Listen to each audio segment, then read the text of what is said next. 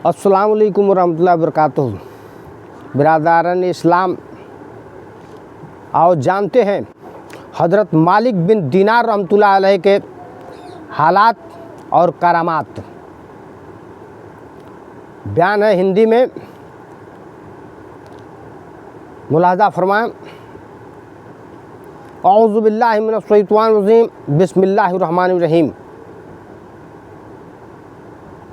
हज़रत मालिक बिन दीनार रहमतुल्लाह अलैह आप और हसन बसरी समकालीन हैं। आपकी गणना भी धार्मिक बुजुर्गों सालिकों मार्गदर्शक में होती है। आपका जन्म अपने बाप की दास्तां के दौर में हुआ। उनका नाम दीनार था। प्रत्यक्ष में आप गुलामजादे हैं, लेकिन बातनी रूप से आध्यात्मिक लाभ और बरकतों का सत्र हैं और करामात और तप की दृष्टि से आपका दर्जा बहुत बड़ा ऊंचा है। एक बार आप किश्ती में सफ़र कर रहे थे और मझधार में पहुंच करके जब मलाह ने किराया मांगा तो फरमाया कि मेरे पास देने को कुछ भी नहीं है। यह सुन करके उसने गालियां देते हुए आपको इतना मारा कि आप बेहोश हो गए। और जब होश आया तो मलाह ने दोबारा मांगते हुए कहा कि यदि तुमने किराया न दिया तो दरिया में फेंक दूंगा। उसी समय अचानक कुछ मछलियां मुंह में एक एक दिनार दबाए हुए पानी के ऊपर किश्ती के पास आई और आपने एक मछली के मुंह से दिनार लेकर के किराया दे दिया। मलाह यह देख करके कदमों में गिर पड़ा और आपकी किश्ती में से दरिया पर उतर गए और पानी में चलते हुए नजरों से ओझल हो गए। इसी कारण के शब्द आपके नाम जो है दीनार और आपके नाम का हिस्सा बन गया। सुभान अल्लाह, ये वलियों का करामात है। स्वार्थ और निष्ठा में अंतर। आप बड़े सुंदर और आकर्षक और मालदार थे और हज़रत मुआविया रज़ी अल्लाह ताला अन्हु की बनवाई हुई मस्जिद में इत्तिकाफ़ किया करते थे। एक बार यह विचार आया कि कोई ऐसी बात बन जाए कि मुझे इस मस्जिद का प्रबंधन यानी उसका रहनुमाई बना दिया जाए। एतवाए आपके इत्तिकाफ़ पर इत्तिकाफ़ किए और इतनी इत्तिकाफ़ से नमाज़ें पढ़ी कि हर व्यक्ति आपको हर समय नमाज में व्यस्त देखता था, लेकिन किसी ने भी आपकी ओर ध्यान नहीं दिया। फिर एक साल के बाद जब आप मस्जिद से निकले तो एक गैब भी आवाज़ आई कि ऐ मालिक, तुझे अब तौबा कर लेनी चाहिए था। आपको एक साल तक अपनी स्वार्थी इबादत पर बड़ा दुख हुआ।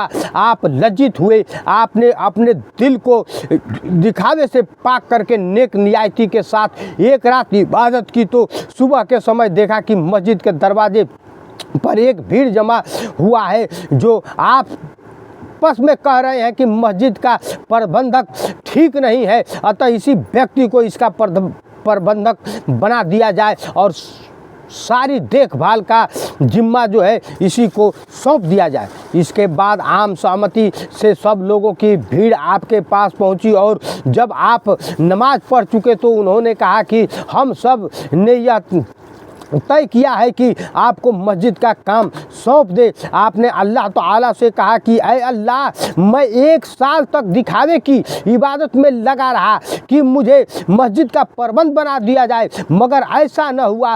अब जबकि मैं सच्चे दिल से तेरी इबादत में लग गया हूँ तो तेरे हुक्म से तमाम लोग मुझे प्रबंधक बनाने आ पहुँचे और मुझे यह जिम्मेदारी देना चाहते हैं, लेकिन मैं तेरा महानता की कसम खाता हूँ कि मैं न तो अब यह पद स्वीकार करूँगा और न ही मस्जिद से बाहर निकलूँगा। यह कह करके फिर इबादत करने लग गए।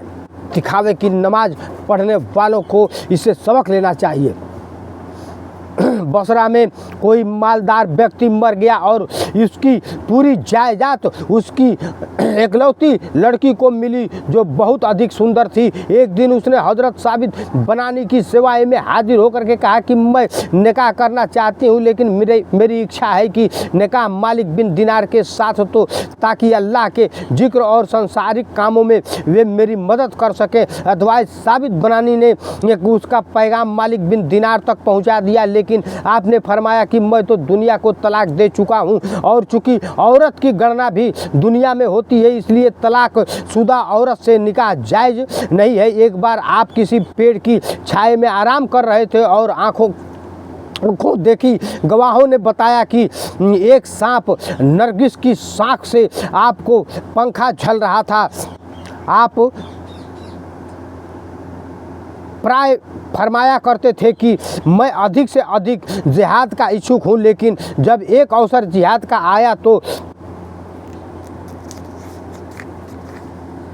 आपको बुखार आया कि जाने का नाम ही न लेता था। अथवा इस दुख और गम में यह कहता हुआ सो गया कि यदि अल्लाह के निकट मेरा कोई दर्जा होता तो इस समय बुखार कभी न होता। फिर सपने में देखा कि एक गैबी आवाज़ में कोई कह रहा है कि ऐ मालिक, यदि आज तू जिहाद में चला जाता तो कैदी बना लिया जाता और काफिर तुझे सूअर की मांस खिला करके तेरा दिन भी बर्बाद कर देते। अतः यह बुखार तेरे लिए एक अनमोल नियामत है।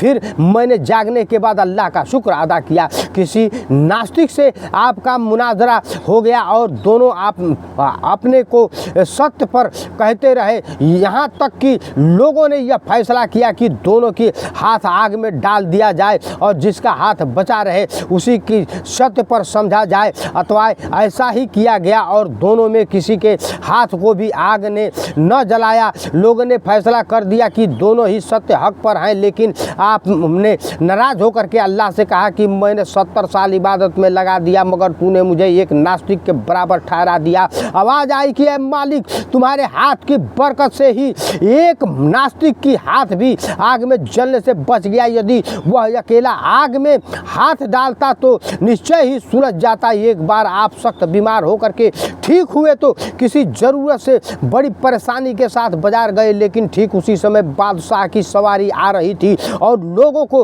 हटाने के लिए एक शोर हुआ। आप उस समय इतने कमज़ोर थे कि हटने में देरी हो गई और पहरेदार ने आपको ऐसा कोड़ा मारा कि तकलीफ के कारण आपके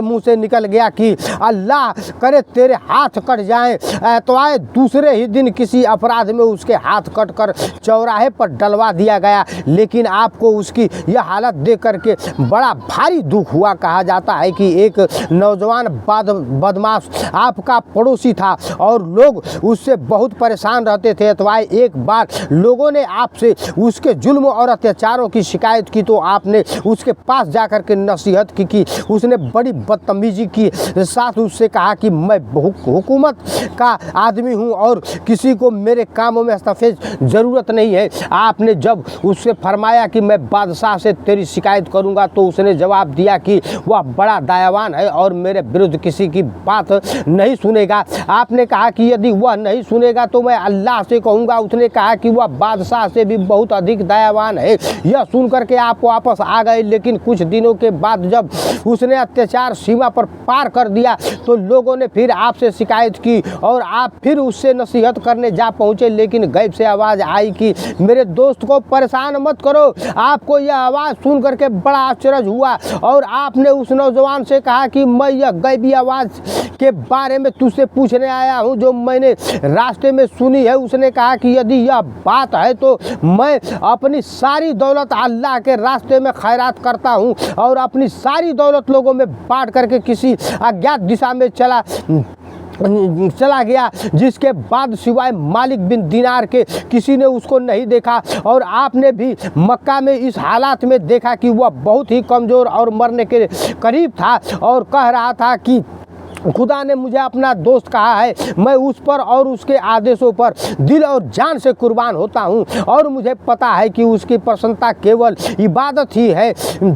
से ही हासिल होती है और आज से मैं उसकी प्रसन्नता के विरुद्ध काम करने में तौबा करता हूँ। यह कह कर के वह दुनिया से चला गया। एक बार किसी यहूदी के मकान के निकट आपके किराए पर मकान ले लिया और आपका हुजरा यहूदी के दरवाजे से मिला हुआ था। एतवाए यहूदी ने दुश्मनी से एक ऐसा पर नाला बनवाया जिसमें सारी गंदगी आपके मकान में जाती थी और आपकी नमाज की जगह नापाक हो जाया करती थी। बहुत दिनों तक वह यही काम करता रहा, लेकिन आपने कभी शिकायत नहीं की।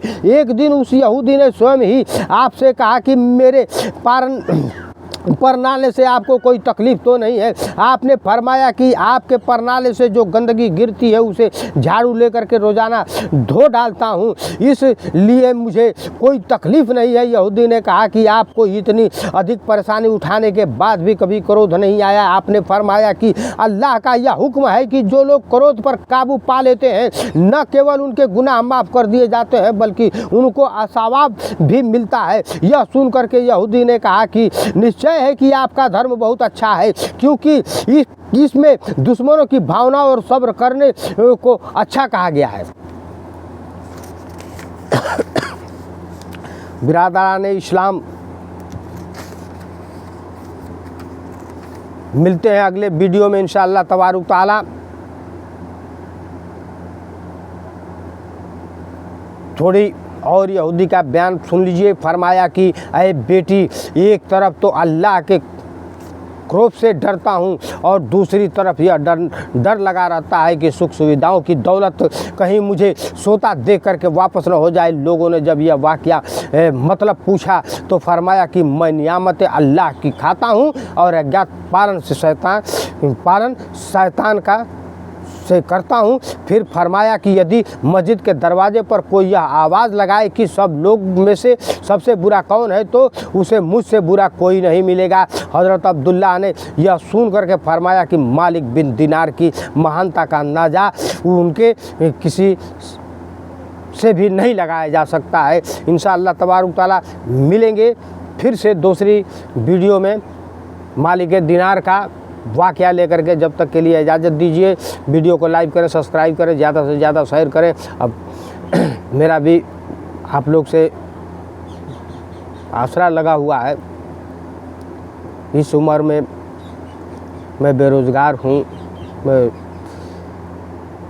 तकलीफ़ के हालत में हूँ, शिद्दत में हूँ, इसलिए मैंने यूट्यूब का ज़रिया अपनाया है। मैं कहना नहीं चाहता हूँ और न कहना चाहता था, लेकिन इस वीडियो में मुझे कहना पड़ा। आप लोग बहुतेरे को साथ देते हैं, अपने भाई को भी साथ दीजिए। हाँ, अस्सलाम वालेकुम व रहमतुल्लाहि व बरकातुहू।